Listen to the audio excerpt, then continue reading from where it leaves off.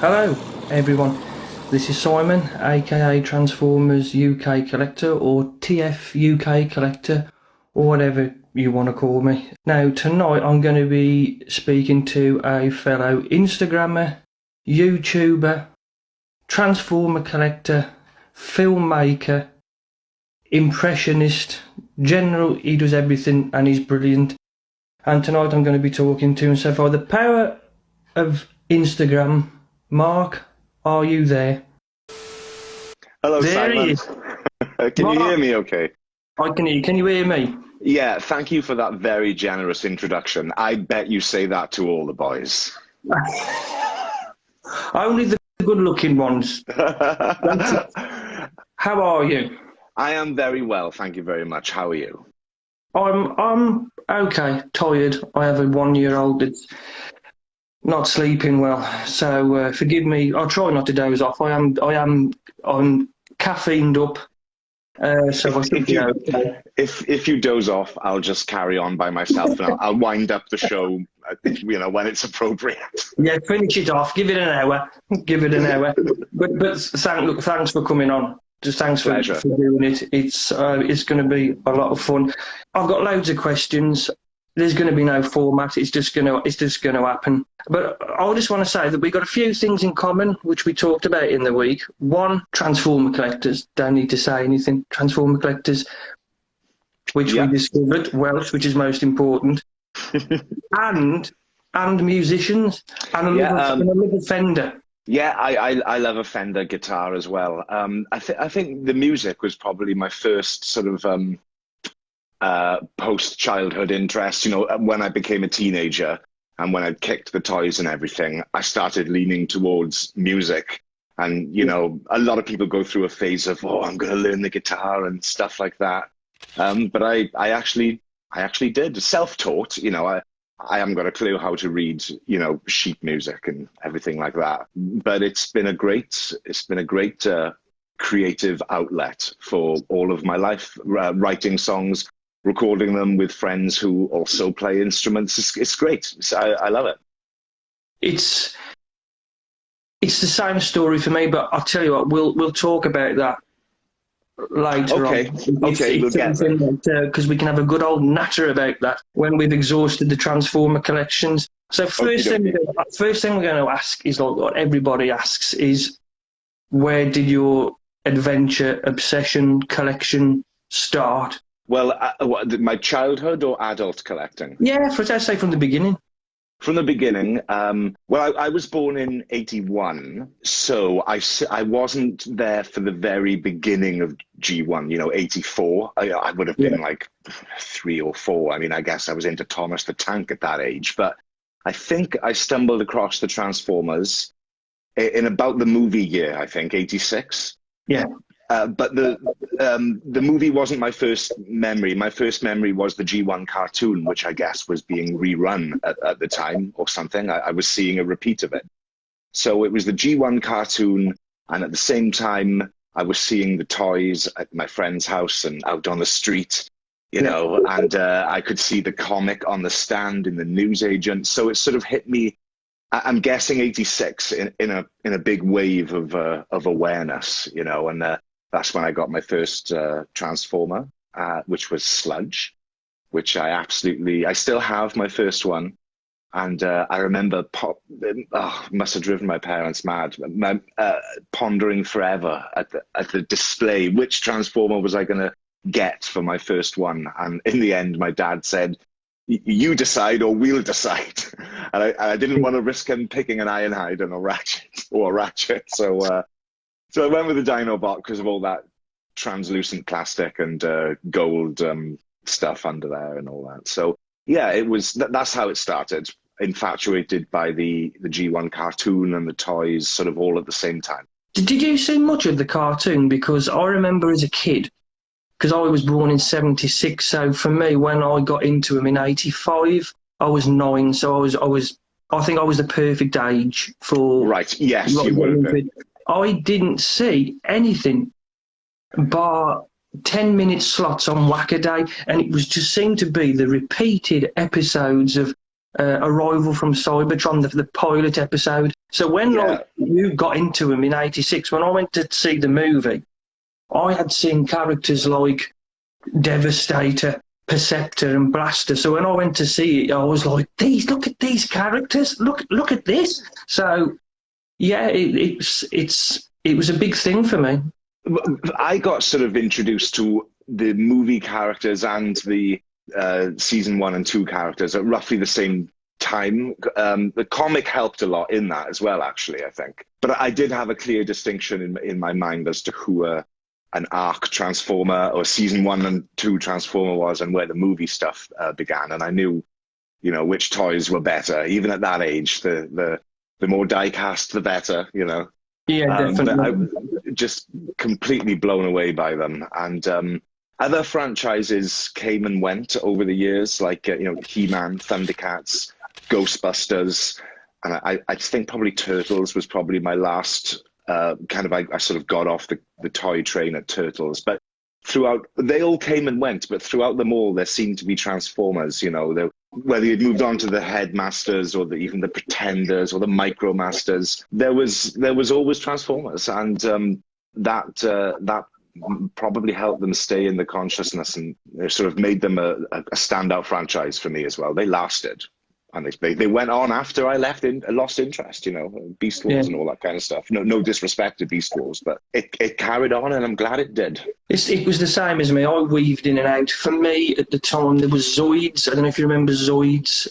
I remember them, but I didn't have any. But I loved the look of them, and they were great. They were great, and it was Action Force, which I think was GI. It became GI Joe when I stopped collecting, because I stopped collecting in about '88, so I was about 12, and I remember I've said this before, like when I've spoken to people, I had Sea-Wing, and I'll never forget Sea-Wing and Guzzle, and I remember opening them and thinking, I'm too old for these, and I made that heartbreaking decision that was it. So, yeah. You know, the Power Masters stage and the Micromasters, it was just like, nah, you know, I wanted... You were right. You were out by then. You were out on the lash by then. Yeah. It was probably as G2 and Beast Wars stuff. I don't know how much time separates them, but I can remember seeing G2 on the shelf. I guess I must have been 14, 15, I don't know, in deep in my Nintendo phase, which I'm still in many ways. But I can remember seeing Sideswipe, G2 Sideswipe, and it's Ramjet, isn't it? I'm thinking, oh my God, if only they had the proper colors, I would probably buy them. Exactly the same. I turned up my nose, I walked straight past them, but Graham had a G2 Sideswipe on his latest haul, and I instantly tried to track one down, but not easy. What you've said is exactly the same as what I did. I remember seeing Optimus Prime with the black trailer and a thing on the front. I'm thinking, this is rubbish. And the only one I bought was Bumblebee, and it was gold. It was like the chrome, and I've still got that. That's the only G2 figure. I'd love to have that. I'm watching a Cliff Jumper, which is the same thing, wasn't it? It was a sort of a chromey version of him, a G2 Cliff Jumper. Yes, it was. Or hubcap. It was hubcap, that's right, sorry. I'm watching a hubcap and a sea spray, which is very badly damaged, unfortunately, but I would love one of those. Well, tell you what, I will show you an exclusive, if you like, for your channel. Because of Graham's G2 haul, I managed to get myself is it Sizzle? Sizzle? Yeah, a translucent G2 Sizzle, who obviously he doesn't spark anymore. But he's quite firm and everything, so that's my first ever G2 figure right there. So. He looks in good condition. Yeah, these joints are very stiff. He passes the wobble test. Crimson Raptors has put there was a green beachcomber. I think there was, wasn't there? I can't remember. Yeah, there was 4 or 5 of them of the mini bots done for the G2 line. He'd know. And a sea spray. Yeah, there he goes. What line do you collect though mainly? What we spoke about? I know we spoke about this earlier on this afternoon, but just for everyone, what are you focused on? It's a G1, but when I set up my channel, I became aware of modern figures, which sounds like I've been living in a hole this whole time, and I have in Transformer terms. So now I'm also collecting War for Cybertron stuff, which I think is very well done most of the time, and is its own joy to have and behold and treasure. So yeah, that's kind of my G1 collecting. It now services my stop motion. It's like what I think could help with the stop motion, but just as I'm trying to focus on that, there's all this wonderful War for Cybertron stuff, and I'm like, oh God, I got to buy some of this as well. So that's what I'm collecting at the moment. War for Cybertron and G1, really. It's like, for us collectors, I think it's like another golden era for collecting, because never has there been so much. Never did I think as a kid, 36, I don't know, 35, 36 later, that you'd get still our jazz in almost cartoon perfect. That they'd be honouring the film, the 86 film in perfect form in a shop when we're in our 40s, which I'm about to enter. Yeah, it's just mind-blowing. Like, as I say, when I set up my channel and got back into modern figures, this was the first time in 25 years I'd walked into a toy shop to look for Transformers, and I went into Smith's. So somebody told me there was a big toy store by us called Smith's. I was like, oh, really? Okay. W.H. Smith. I thought that had closed down, I said. So I went along, and it was just amazing. For the first time since I was a kid, I was standing in front of a sea of Transformer figures that I recognized and that I wanted to buy, and it's all of a sudden again I was that kid who could not decide which one I wanted. Yeah, I'm always the same. It's like, would you, like, if you'd had seen that HasLab Unicron, can you imagine seeing that when we were 5 or 6 years old? Now, you wouldn't have recovered from seeing that. It would have been unbelievable. You'd have just gone. You'd have just blew up. Yeah. And when your parents saw the price and said you're never going to have it, you'd have blew up again. It would have never gone. Oh. Yeah, it is. I mean, like we are, and we have been spoilt for choice. Like we said, the 86 line with the new Slag coming out, Scourge. Mm-hmm. I mean, even the Kingdom Galvatron and Cyclone. Mini cheap masterpieces which are incredible. I have got to have Galvatron, Cyclonus, and Scourge. That trinity, that trifecta, those three, that iconic three. I've got to display them together and see them. I can't wait. I do believe I have a Cyclonus and a Scourge incoming for my birthday. Although I shouldn't know. I shouldn't know, but yeah. When is that the Galvatron and Rodimus coming? Do you know? And the Slag? I think it's maybe June, July time, but if someone can put in the comments when it is. To be honest, the longer away, the better, so we can recover the bank balance, because there's just there's still Grimlock for me. There's still... there's so much, and then Russ is bringing me in this Japanese line, and Russ is saying, look at this, and putting these videos up, and that's another rabbit hole that I'm happy to disappear down into. So yeah. Funnily enough, can I have another go at show and tell? Yes.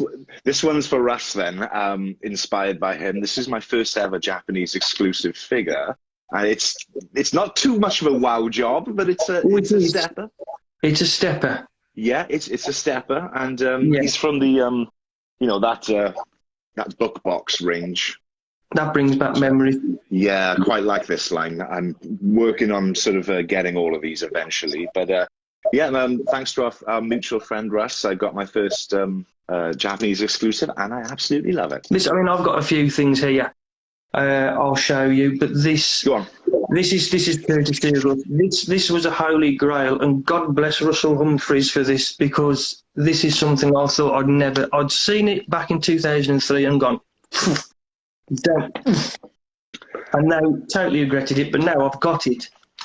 And so's Owen, because it is Owen's as well, my lads, but okay. Oh my God. Oh wow. That is that's a thing of beauty. How tall is that? Like, put that in more regular G1 Well, terms for. Oh, I see. Is that bigger than a Power Master Prime? Is that kind of I'm, size? it's Powermaster Prime size, yeah. It's that Yeah, yeah, sort right. of that sort of size. Sorry, yeah. It's yeah. That's a thing of beauty, which I'm scared to transform every time. I share his fear because each time it goes, you go sweat, Yeah, sweat, and then especially with Star Saber because his legs, you have to bend them up, and you think this thing's not on his way to Mm, 40, and he's a bit like my knees, and they go. And you go WD-40, WD-40, yeah. WD-40, and it does work, but it does. I do get scared transforming them. So yeah, that's another line that he's got me into and absolutely love. I swear, I do want to have it's God Ginrai, isn't it? I just love the idea of power. I didn't know this thing existed. I didn't know there was a Power Master Prime, essentially, with a metal cab and, translucent windows. And Yeah, it just, I can't believe that the Japanese got that and we got child safety laws. That's what we got. Although I don't see what so, difference. Money saving, maybe more than anything. I don't know, but it just seems like a thing of absolute beauty that I can't. And there is a few avenues to getting that. It was released in the commemorative series line, wasn't it?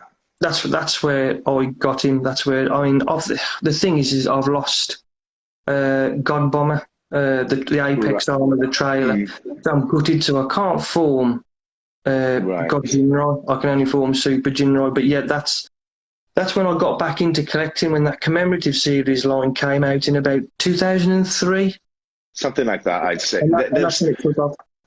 For me, there was a perfect storm of coincidences around about that time as well, because you had your commemorative series coming out.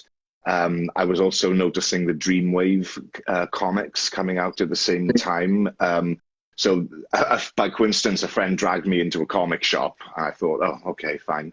And I just thought, oh, I'll have a look under T, see if there's some sort of old collection of, graphic novel collection of Yeah, Transformers. But I noticed, oh my God, look, what the heck is this? A new. So that was happening, and MP1 was hitting, and there seemed to be a few things calling me back to the franchise, and yeah, that was a good time seeing all those commemorative reissues and that Toys R Us stuff out there. I did pick up quite a few of them, although now I prefer that the Japanese. I've learned now that the Japanese reissues are a little bit better. But it was a great time, and it was like Hasbro knew that the G1ers were coming into their 20s and 30s now, and they had disposable income, and they might yeah. like to buy these things again. And how long is this going to last? How long are we going to be favored? How long before they start looking at the people who are watching the Beast Wars people? Is that what's happening now with Kingdom? Is Hasbro finally noticing that these fans now have a bit of money to spend, and I think so. they're going to get a bit of love, and well done. I hope so. Yeah, it is a great time to be a Transformer fan. It would appear not just of G1, and the movie people always get their share of well-made figures. I'm not really into, but yeah, it is a great time. I remember that time because it's like most of the stories I hear 2002, 2003. My getting back into collecting from when I was a kid to when I was in my early 20s, I was in it was like a nerd geek shop, and I was going to a Halloween party and I needed a Michael Myers outfit. Don't ask me why I wanted to go as Michael Myers yet. So I went into this geek shop, I got this mask and I put it on the counter, and the bloke served me, and behind the counter was this jazz box and this Prowl box, which were the Dreamwave reissue, like Stepper, what you got. Yeah. And I said to him, "What's that?" I remember saying, "What's that there?" And he got it. And when he opened it up, it was like a Holy Grail box that the light shone through. And I went, "Bloody hell!" And I got the mask and went, and I said, "Then I want them." And I think they were 20 quid each. And I Oh went my word. and I bought them they were 19.99 each. And I took them home and I started using the internet then. And I found out then they were releasing more, and I can't remember what the next one was. I think it was Skids, or I don't know what it was, but that's what got me back into collecting, just like you back in 2003, 4. Well, back in those days when I first started using eBay, when I discovered that in the book box, what are they officially called? The Takara collection line, Yeah. or whatever. I joined it quite late in the line, but I can remember the joy of every few weeks refreshing or looking again and seeing if any newer ones were coming out. And I can remember some of the later ones like Cup and Wheelie and Blaster and Perceptor being released, and the excitement and buying them.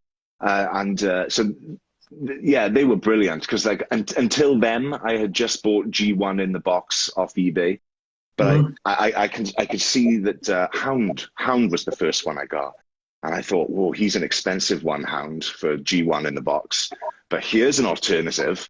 I can't read any of the box, but what the heck, you know? Turns out I quite fell in love with the boxes, you know, and all that.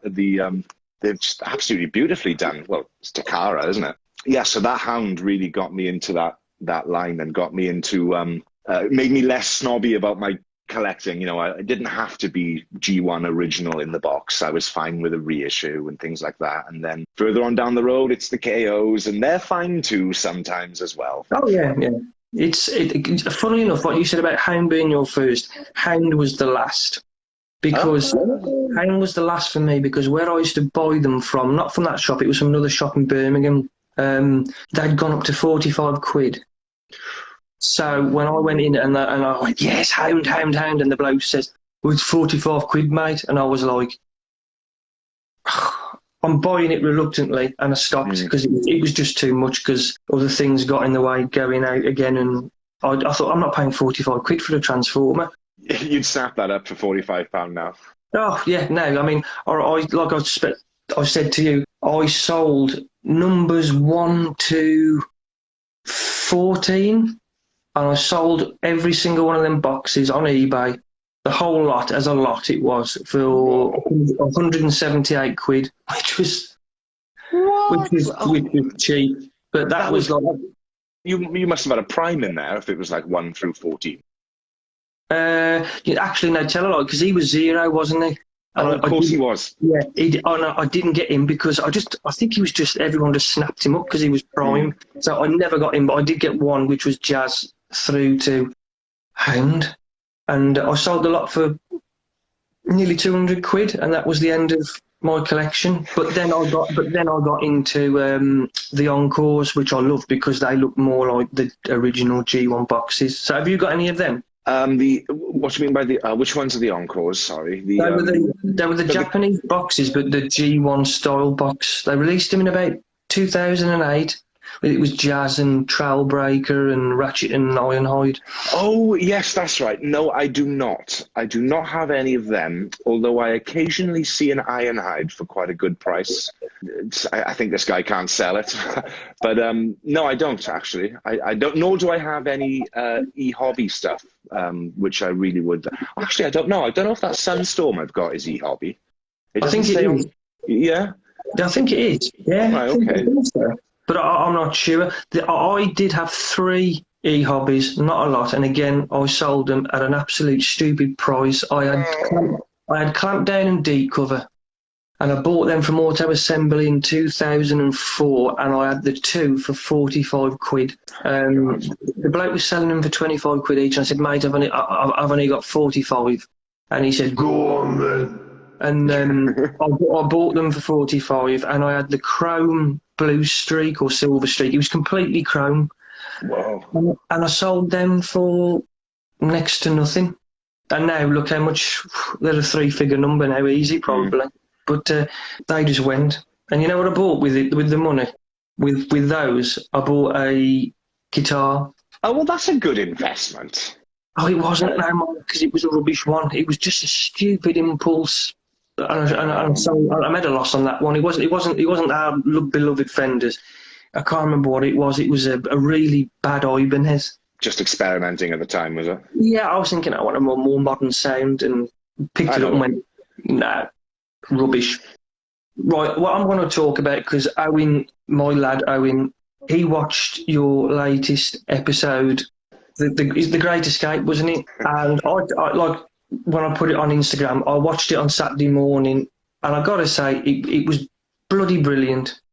Owen come down and he caught the last 5 minutes, and he came down and he was like this, and I had to watch it all over again. Really? So, yeah, I had to watch it, which was great. I didn't mind. So, how did you get into that? How did you get into the stop motion thing? Because I've dabbled in it, and I know that it's a lot of work. How did you get into it? Well, to be honest, it was about 5 or 6 years ago. I'd been doing it all this time just for like my own amusement. And I think it was after I'd bought a Holy Grail figure and I'd spent quite a bit. And I was just asking myself, looking at my figures, is there something else I can do with these to get joy out of them? And I just thought, I'll have a little go at stop motion, you know. I started on my iPhone and I thought, oh, that's okay. You know, I could edit it together on the computer. I had all those skills from other hobbies like the music that we talked about earlier.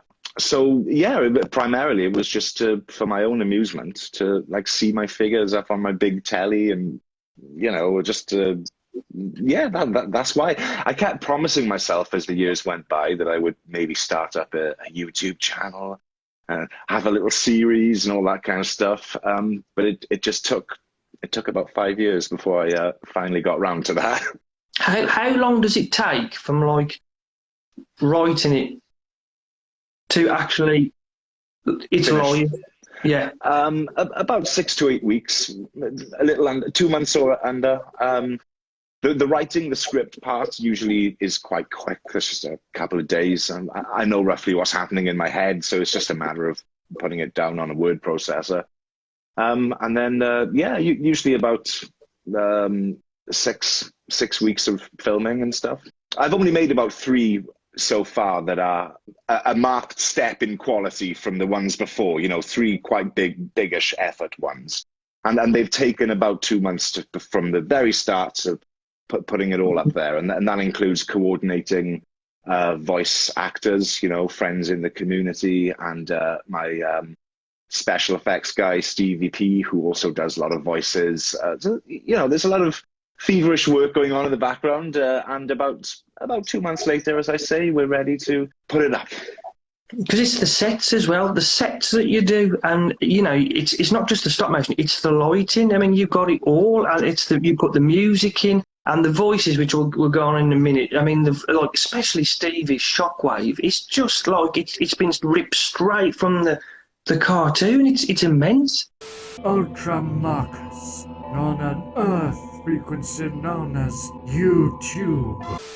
I got very lucky with Stevie, yeah. But the sets, since you mentioned them first, that's just another layer of fun for me. I love setting up a control room or a forested landscape or something. It's great fun. You know, kind of like inspired in the back of my mind by those old Diaclone adverts and the Japanese Transformer adverts, which a few people, every now and again, someone will leave that as a comment. Oh, this reminds me of those old adverts. And that's exactly what's at the back of my mind, you know, when I'm doing this, because I love them too.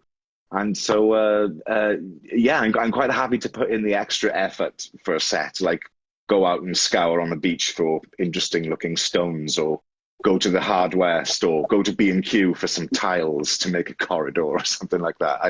I love it. My lad who's 4, I don't know if you've seen him or whatever on bits and pieces I've done, it's almost like a dream come true, because it's his and mine, his toys coming to life, because he's seen like the Diaclone adverts and he runs around the house going, Diaclone. He actually does it. He actually does it, and I think that's what he loves about it. He absolutely loves it, and the voices and the effects. He must have watched it about 10 times. It doesn't faze him. He's just like, put it on again, Daddy, and he sat there with his iPod, and I can hear you going. Doing I am sorry. it makes me smile, because I was thinking, look, he loves it. There's a 4-year-old little boy who you've made very happy, like what Russ does when he's got him stuff. He absolutely loves it. So thank you for that. He keeps him quiet. No, that's really touching to know. I didn't think. I mean, my target audience, I guess, would be people like you who grew up with it. Not exclusively. Others are welcome, of course, but I guess I'm kind of pitching it towards people who are of a similar age and who might get some of the other references I might make a Star Wars or a Star Trek reference. But the thought that a 4-year-old is getting joy out of it is, well, that's quite humbling. That's quite nice. I'm glad he enjoys it. Tell him I said hello. I will. He will watch this. I know he will, because every time he does, he'll sit there and tomorrow morning. I mean, this is why I haven't got like a fancy setup, because the Transformer room is his bedroom, and like when I've done like my YouTube reviews, I'm usually down here, and this is why like I'm speaking quiet when I do my reviews, because he's asleep, and if I go and this is Ultra Magnus, like Transformer, then he's going to be doop doop doop doop daddy, and he's awake. So I have to do it in like this cloak and dagger sort of environment in this corner in the kitchen. So I haven't got the fancy setup, I'm afraid, so the kitchen will have to do. Does he prefer G1, or he's getting both G1 and the modern sort of figures? Is he through your exposure to both?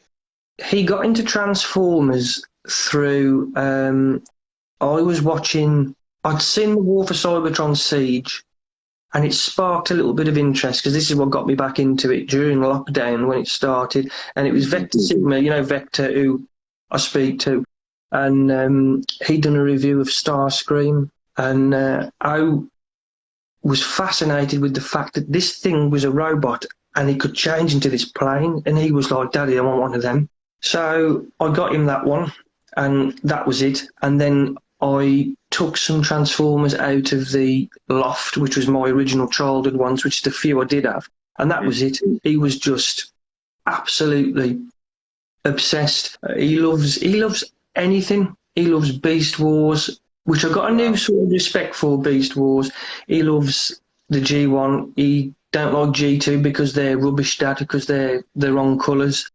That's what he says to me. He likes the masterpieces, and he especially loves the Japanese stuff, which when I went round to Russ's house, I would come with me, because the lads play together. And he went into the collection room, and for me, it's like heaven. When you die, that's what you want to see.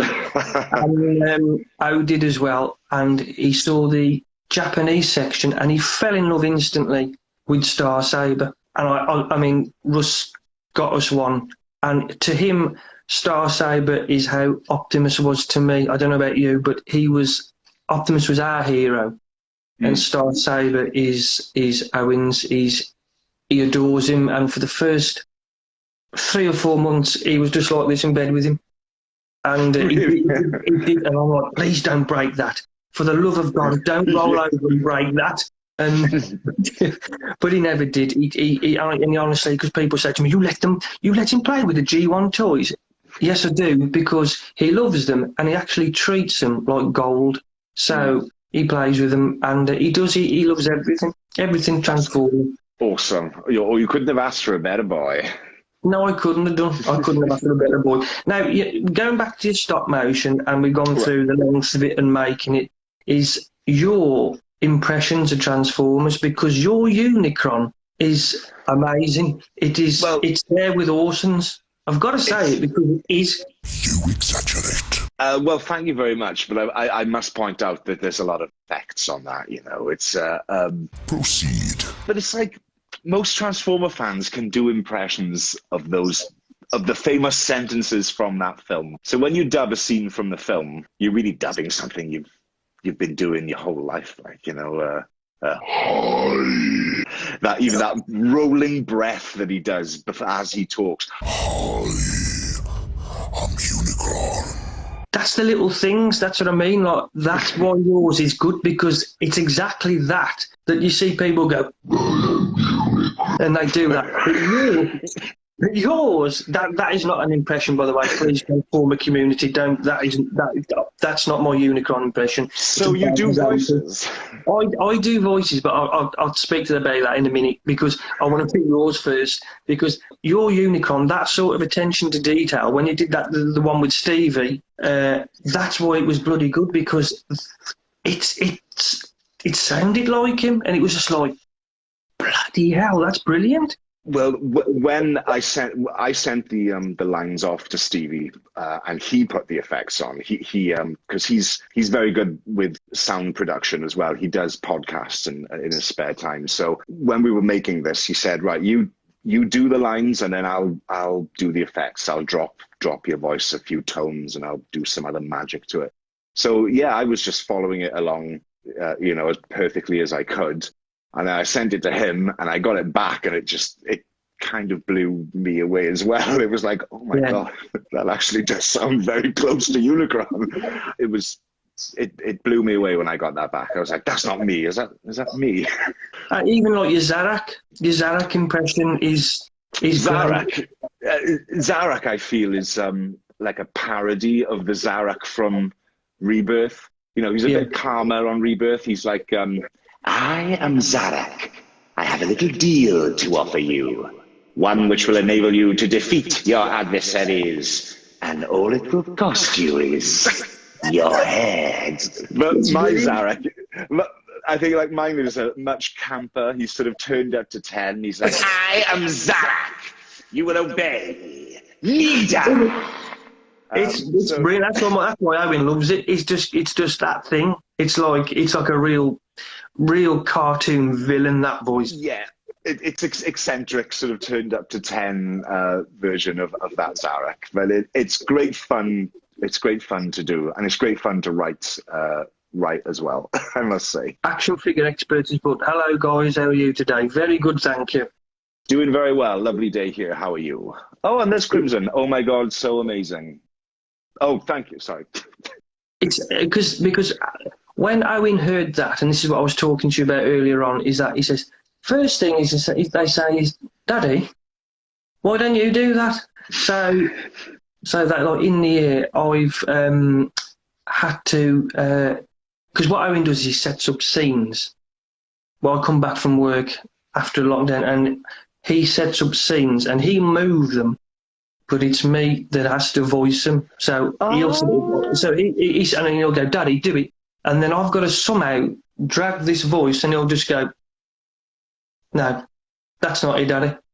Do it again. And so I've had about 7 months of this, and now there's more characters come out. I have to do these impressions of Transformers. I mean, he must do Transformers the movie every day. He'll really? Do like he'll set up the Quintesson Judge chamber scene. He'll do the destruction of the Autobots on the shuttle.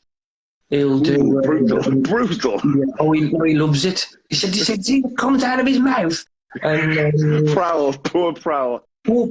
Yeah, he doesn't matter. He just likes to see Megatron just destroy him. He's a Decepticon, to be honest, that kid. Very much Megatron's moment, that shuttle scene. Yeah. You knew when you watched that, when it went, that music come on, you thought, they're dying. Yeah. This is not like the A-Team where there's 1,000 bullets and they just put a tyre out. Someone's going to get you through the head, and it happened. It happened. Yeah. So I have to do all these scenes, and I've had to, honestly, I have had to train my voice and practice, even at work. Practice in my spare time these voices, so my son doesn't judge me, and I do a really good impression for him. So yeah, I've had to do Megatron, the Insecticons, Starscream, Cup. I can't do Galvatron. Who are you calling inferior? Yeah, that bit. No one would follow a charismatic boy like. So I've had to do all them. I can't do Soundwave because that's just impossible. Yeah, I've had to do the Insecticons when he set the Insecticons up when they're going. Did you say shrapnel? And A little heavy on the electrons. Oh, that's amazing. I like that. I've had to do that one, and I've had to do Megatron is a work in progress. But I am discovering, because Stevie did an impression of Megatron, which was great. But I've actually listened to like how Frank Welker does it, and you have to get your voice And then bring it down into the... growly thing. Yes. I don't want to upset the Transformers community with my bad impressions, but I have to go. I can't do it. I can't do it. I can't embarrass myself. But, Even with the Megatron, it helps to shave a tone off it in the edits, because you can hear out there are recordings of the G1 episodes, sort of the rehearsals and stuff, and you can hear Frank Welker doing Megatron in the early days. It's higher and it surprises you, yeah. And then you think, they've shaved half an octave or a semitone or two off that to give it that thing. But yeah, you're right. There is that sort of husky sort of. It's a gravelly tone. Yeah, you have to go there. Yeah, This was almost too easy, Starscream. And I can't do it. It's just it was him. I can do the bit barely, but he goes, Who said that? that bit. I still function. It's making me cough now. Crimson says drink a lot of water. Yes, and lubricate the vocal cords. Yeah, I can't go too loud because say the kids will be in bed and they'll want to know why I'm doing Megatron downstairs, and Shockwave Starscream is. He wants me to do Starscream, but I have to really shout to do that, Oh, it pains me to do this. And I can't do that. And there's no half measures on the Starscream voice. You're all in, or yeah. So I can't do that really. And then I've got the Quintesson scene, which he loves to do because he loves the Sharkticon. So we get cup or not rod and spin it round and round, and I can't transform. I get all that bit. And he loves it, so I love doing it for him, and he's just like watching him wonder. So it's great. Studio series Cap and Hot Rod? No, it's the originals. Of course. We've got to use the originals for that. We can't use the studio series. He'll be like, "No, Daddy, this is G1. This is G1. We can't use this." I have to go. Schooled. You boomer. Yeah. This is G1, you boomer. I've been told. I've been. So I'll move on to like other things in your YouTube channel. And one thing that is amazing with your channel is when you do these, you do your unboxing when you get gifted. Oh yes, yeah. One is that you put a sense of humour in it, and I'll get to that in a minute. But it's one thing I can't get over is that your subscribers. And it was a video, I think, before Christmas, and I could see on your face, you were genuinely shocked and surprised, was what you get from them. The generosity of your subscribers is brilliant, because that was it before Christmas, and you had this subscriber got you the Quintesson Judge. Yeah. The bottom of the box, you had Megatron, and I could see by your face, you were generally... well, it was the Netflix one as well, which was like, wow, this is the one with the better paint, and he came with the Target Master for Crosshairs. I can't remember his name. Pinpointer, maybe Peacemaker.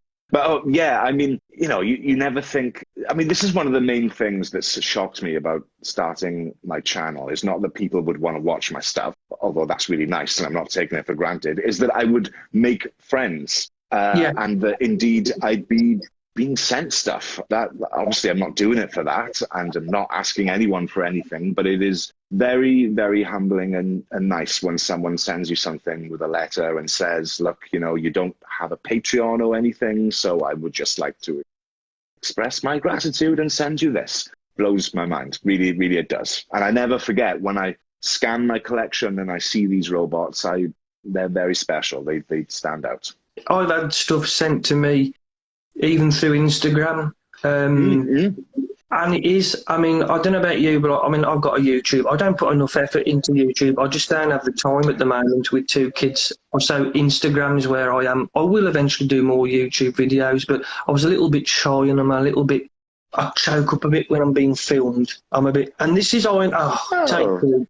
And I'm a bit like that, so I tend to shy away from it a little bit, and I probably will eventually. But like, I do get things sent, and like when I started Instagram back in lockdown. I thought, oh, you know what, I'll do it. Owen said to me, Daddy, do it, because I got the ordinary Instagram account, and I like, follow hashtag Transformers. And Owen said to me, Daddy, I mean, he's the engineer of this all. Owen is my son. And he said, Daddy, you should do Instagram. You should put your Transformers on.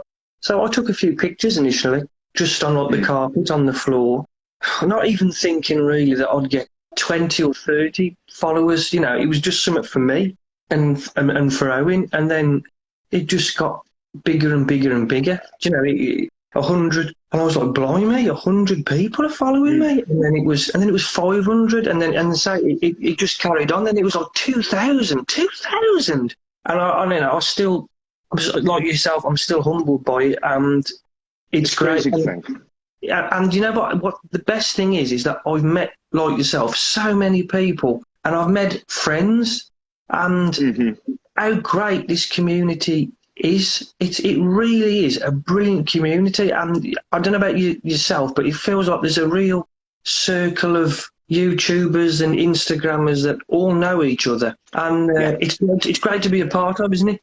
I can remember in the first few months of my channel being constantly surprised at like, oh, you know so-and-so, or oh, this person is in the group as well. Well, I know them from over here. And it just seemed that like there's these circles everywhere of friends, and some of the circles are intersecting and there's crossover. And I am constantly surprised at each time I take a step back, there seems to be more people in this network. And it's fantastic. I like I said, it's the last thing I was expecting when I set my channel up, was to find meaningful friendships, and to Instagram and YouTube, they are social media to me now, more than Facebook is, and well, Twitter never was. But this is where I'm hanging out now, in these two places, and that's quite a change for me in terms of my social media landscape as a person. It's all Insta and YouTube, and I love turning up to a chat.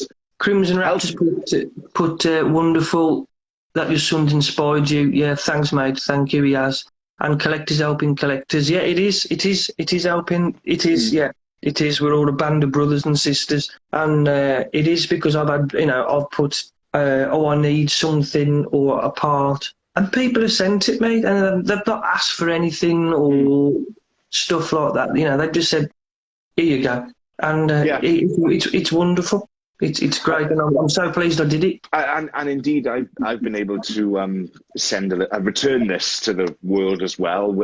A couple of figures I've had doublers of, I've sent to people who would appreciate them, and things like that. And I've sent robots as thank yous to people who've helped me with my work and stuff. And it's just it is a wonderful support network in terms of Transformers, and getting extra parts, and people looking out for one another and stuff. And yeah, there's lots of friends I've made that I personal message, I DM regularly. It's like Russell said when he spoke to you, I kind of wish I did it years ago. Yeah, it is something that I wish I'd done years ago, but I'm glad, even though I'm late to the party, I'm glad I did it, because I've been welcomed back into collecting with open arms, and it's been wonderful. It's been great. Really enjoyed speaking to people, getting, say, Transformers I thought I'd never have.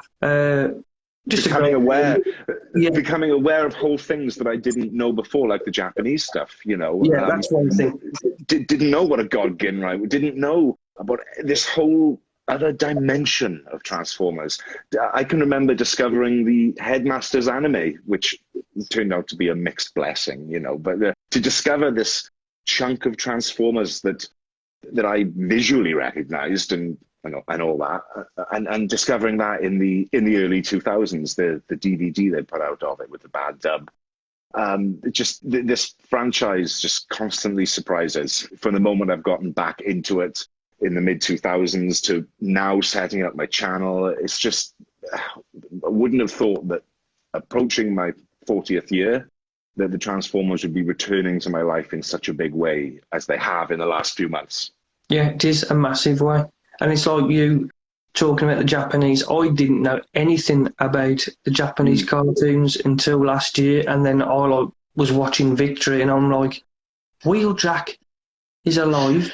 So I'll ignore the movie and all that because that devastated me seeing Wheeljack just gone. More than Prime, yeah, for me. It did because he had there was no, you know, no there's no explanation. like sayonara. It was just they were dead.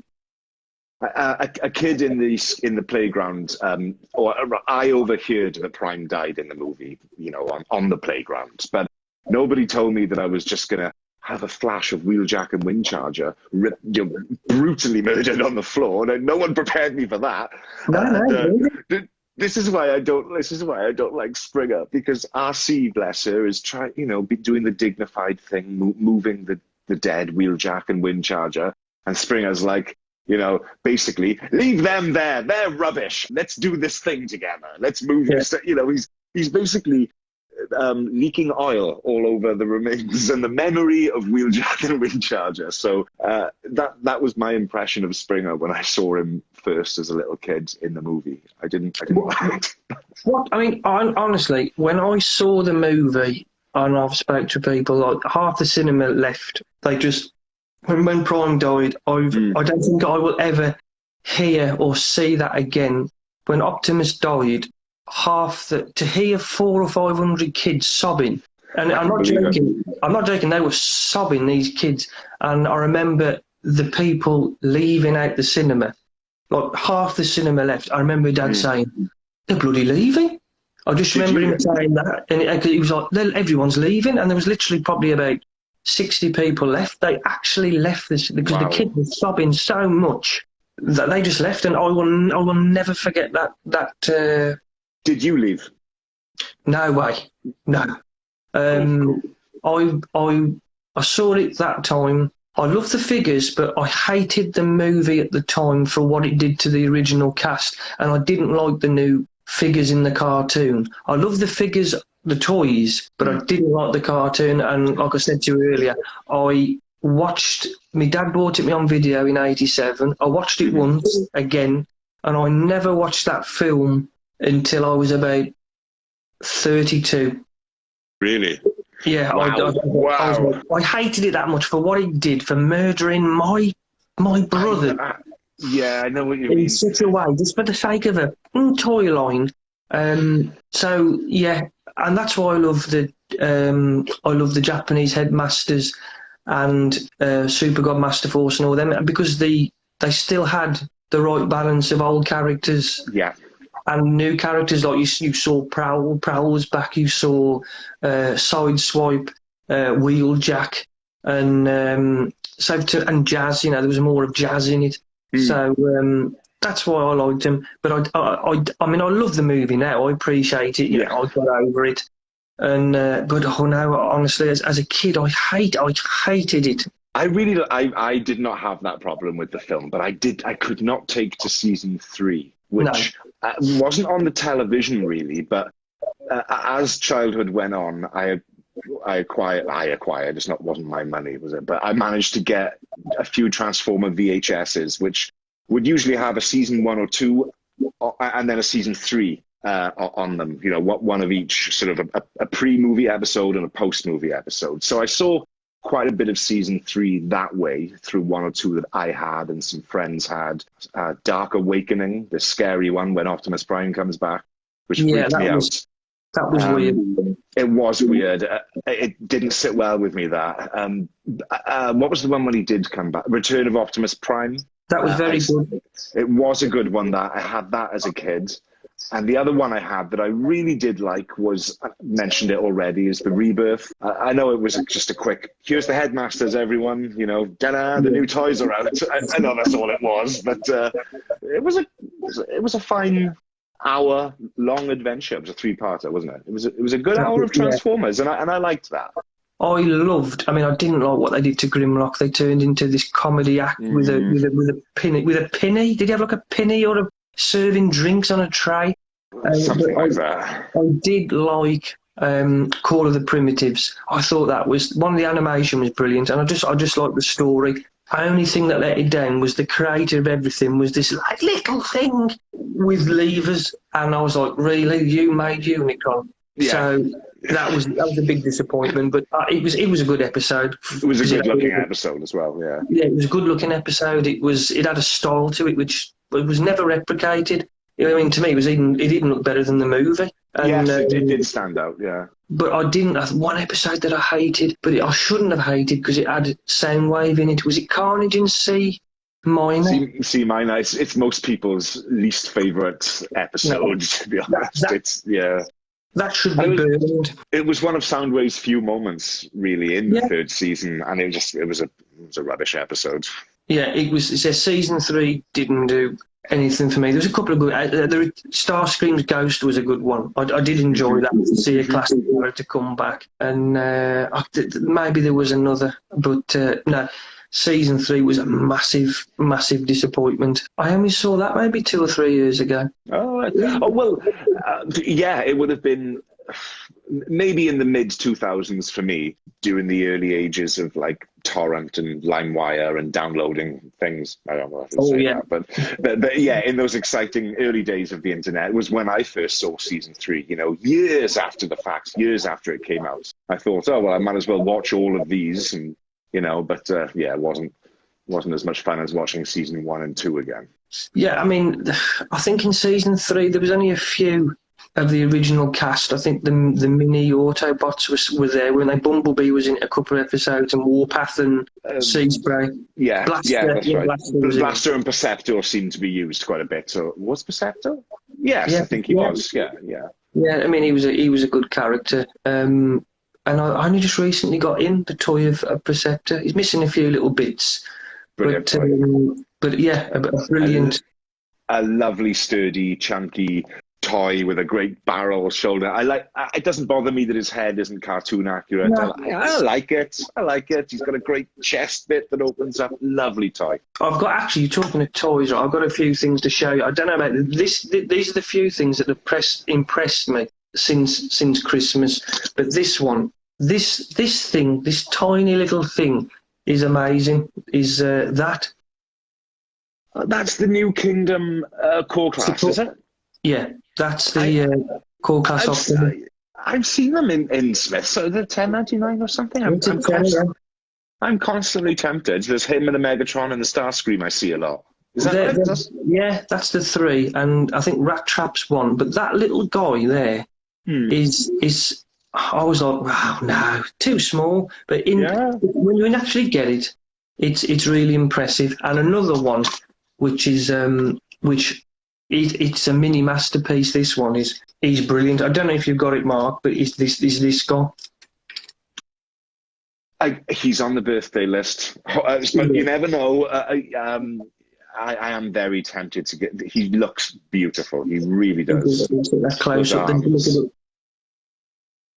He looks fantastic. He is, and say even the alt mode is lorry mode. I mean, if we had imagine a whole set of mini bots, if they do it like a Gears and a Power Glide, be amazing. Yeah. I mean, they did a lot of the mini bots in the previous line, didn't they? So I don't know if we're running out of time now with this War for Cybertron business. Do you know what I mean? How many waves of this are there left? And what's going to happen then? What do they come up with another? Japanese, it's got to be, and I think I spoke with Russ about this. If afterwards you got to start having, maybe I'm just wishing too much, like a crossover. Maybe we do get like a Hasbro version of Star Saber and Victory Leo and Overlord, things Don't like tell that. Me it wouldn't. Don't tell me that wouldn't sell. I mean, It's like what we said. If Hasbro would have took on what Takara was releasing, if they took like not Power Glide, Star Saber and Victory Leo and Overlord. If Overlord was released, wasn't it? Overlord was released over here. Yes, yeah. But if they'd had Star Saber and Victory Leo and all those, maybe G1 wouldn't have died so quick. I agree. There was miles left in G1. There were with the toys they had. being released in Japan, they would certainly have sold over here. I Absolutely think so. wonderful thing. And this is another thing. I don't know what you think of this, but this is a thing of beauty. Oh, is that what Shockwave is that? That's Masterpiece Shockwave. I mean, Sure. look at that. Even the art. No, this is a knockoff. This is a player. But it's everything works on it. I mean, I've done like a review. Look. Oh, cool! Look at that! Yeah, beautiful. I've got a few masterpieces. Some of them I like more than others. That is a good-looking one. I would countenance getting the KO of that. And I would probably lean towards KO. To be honest. It's 2/3 less the price. So instead of paying, I think it's about 120. It was probably about 40 shipped in. That's Owen's, because Owen loves Shockwave, and I've got something else to say. This thing is a thing of beauty. This just get this right, Mark. This is, just look at that. Yeah. Just, if that doesn't take you back to a kid, look. That is what a toy robot looks like. Shockwave, big, metallic, imposing, scary, purple Decepticon with one eye and a laser hand. It doesn't get more Decepticon than that. And what a wasted opportunity in the cartoon, because I don't know if you read any of the UK comics. He was badass in the comic, but in the cartoon, he was just like a bit of a really. He was a bit, yes sir, 3 bags full, sir, yes Megatron and all that. But I think one of the reasons, the reasons I like Shockwave is in the comic he was a badass. Can I say he was cool in the comic? Yeah. His toy had a certain mystique for us because we couldn't get it, so we cherished any picture we saw of the toy. That's another reason I like Shockwave. And the third would be, okay, in the cartoon, he was a bit meek and subservient to Megatron. But if you got a lot of Shockwave in a G1 episode, it usually meant you were on Cybertron, which I did rather enjoy. So, those 3 factors. And in the modern comics, Shockwave is no pushover either. So I think he might just be my favourite. Rip Megatron said hello. Rip Megatron. Hello, Rip Megatron 101. Hello, Megatron. How's it going? Rip Megatron 101. The only time, I don't know about if you remember, I think it was the episode Roll With It. There was one episode where Megatron gets transported back to Cybertron, and Megatron says, "You two look like you've been put through a trash impactor or something," and Shockwave sends him back, and there's a little bit of malice in Shockwave, and he says, "Have a safe journey, Megatron," and you know that he don't mean that. You don't mean that. That's the only time, that's the only time in that whole cartoon you think he's thinking, "Let's hope you die, on the way over." So, and of course, the bio on the back of his toy, which, as I said, we didn't get, but the bio on the back of his toy was not the Shockwave from the cartoon at all, was it? It was far more it was the comic book Shockwave. Yeah, that was my Shockwave. So you can imagine when I saw him in the cartoon, I thought, because I saw nothing of the cartoon, I saw the comic was for me where it was at. So when I saw this weak letdown, where was the one that took his Optimus's head off and made the Constructicons and made Jetfire and the Transformers, that classic cover are all dead. Yeah, no, you got this Hail Megatron with just like this with his gun flipping up. So it was it wasn't a nice representation for me of Shockwave.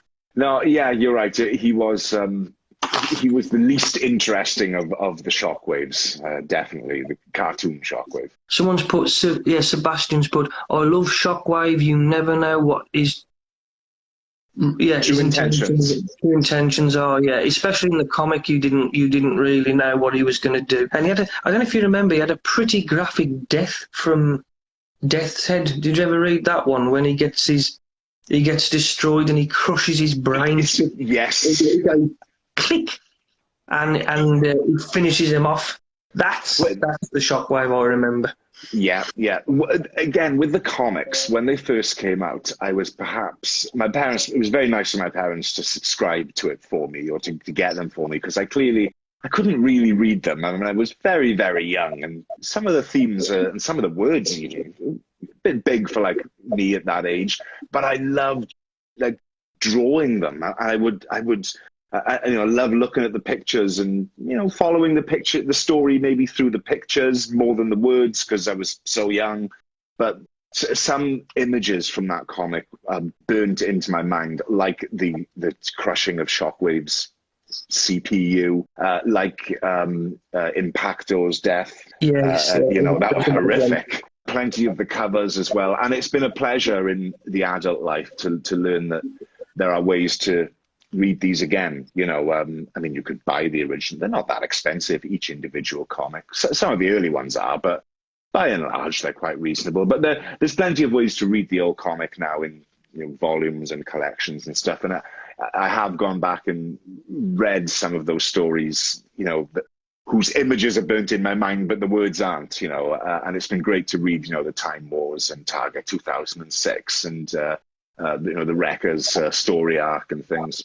There's two images that really, maybe three stories and images that really burnt into my mind, and I'll put it on the Instagram, is when it's the 86th annual and it's where Grimlock cuts Megatron in half.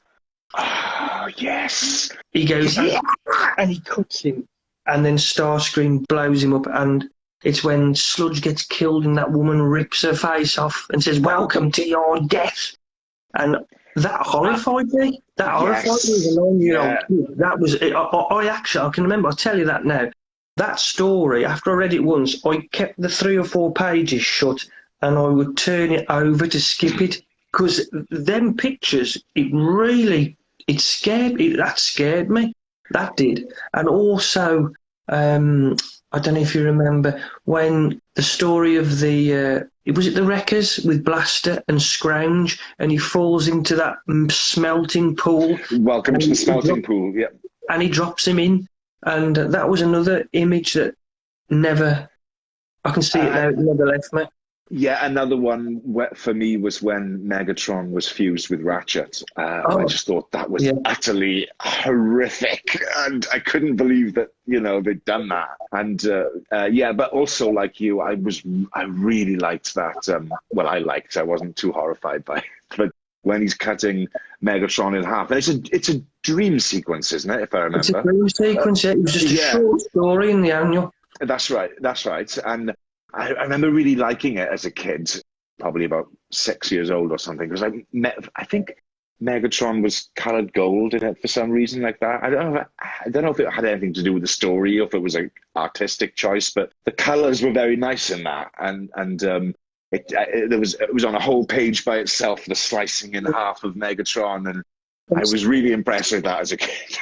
Yes, he says that's it. He says, "Say your prayers, Megatron. You're about to become history." And he just goes, and it's green. This thing. Yeah. And Starscream shoves the whole fusion cannon into Grimlock's mouth and just. He says, "Alas, poor Megatron. I knew him." And he puts the cannon on. Yes, he does. And yes, Megatron's gold. He's got. I wonder if they based him on his G1 cartoon box sort of image, because it's a little bit gold on there, isn't it? Yes, yeah, you're right. It could be. Yeah, but I always liked the way that was drawn and illustrated.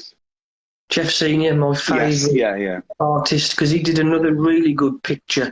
And it's where Galvatron is on top of Ultra Magnus in lorry mode, and he's ripping the cab. And he great cover.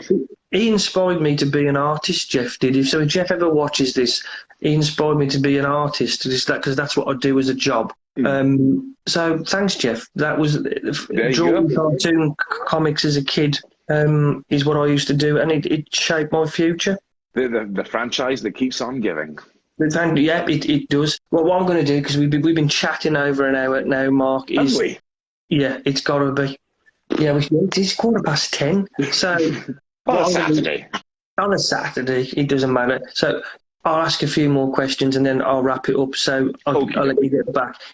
What have you got anything planned? What's the future of your YouTube channel? The future of my YouTube channel is to carry on doing what I'm doing. I'm enjoying it a heck of a lot.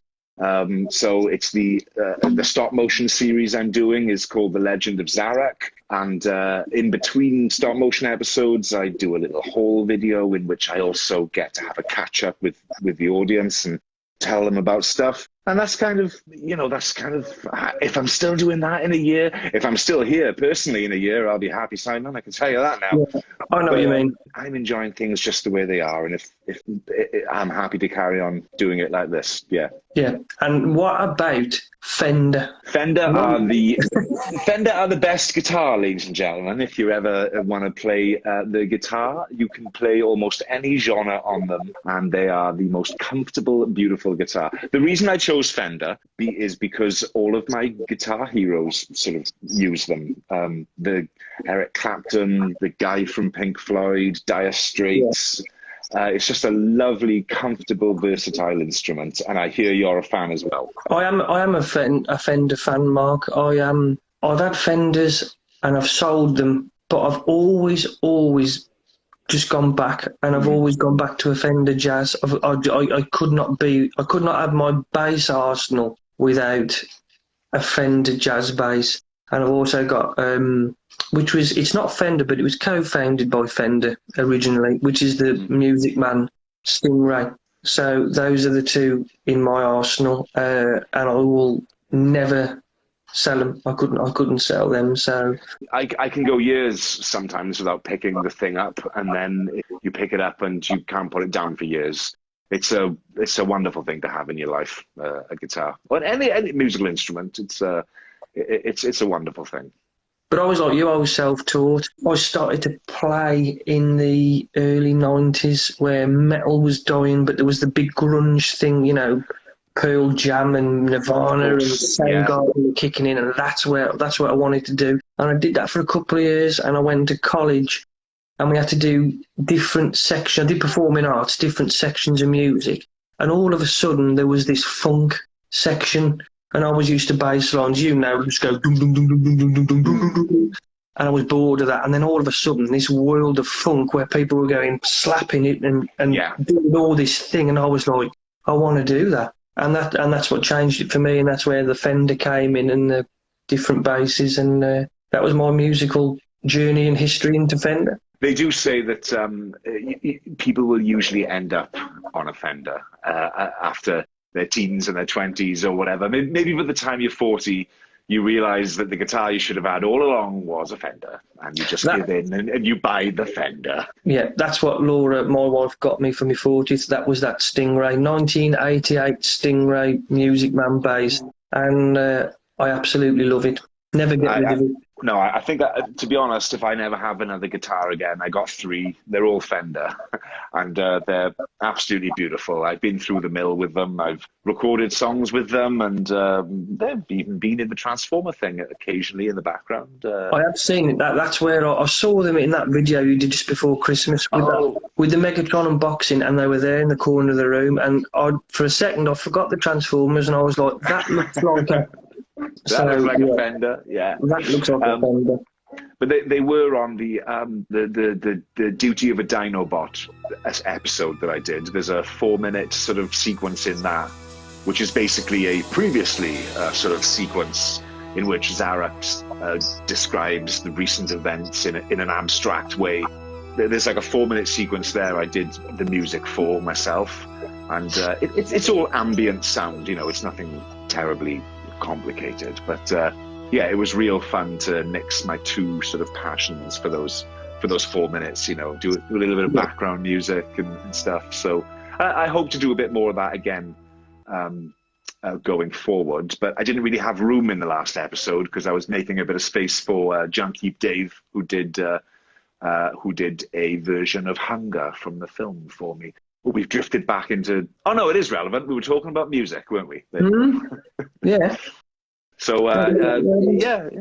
I don't know where I'd be without the music, actually. And it's been, as I said before, it's been a great comfort from my late teens until now. Right, what I'm going to do now is I'm going to wrap it up. Just thank you for coming on, and I've loved every second of chatting. I knew we would. Me too. Promise me we can do it again sometime. No, we definitely will. Later on in the year, I'm going to try and do someone. I'm going to try and speak to someone. Lucky someone. Yeah, really lucky. Every month. So yeah, I will definitely rebook you for later on in the year. Please do. Thanks again for having me. And thanks for watching, everybody. Crimson, you've been there the whole time, buddy. Thank you for calling by. Thanks, Crimson, and everyone else for taking part. Indeed. Yeah, and thanks for having me, Simon. No problem. Thanks, everybody. See you again soon. Thanks, Mark. See you soon.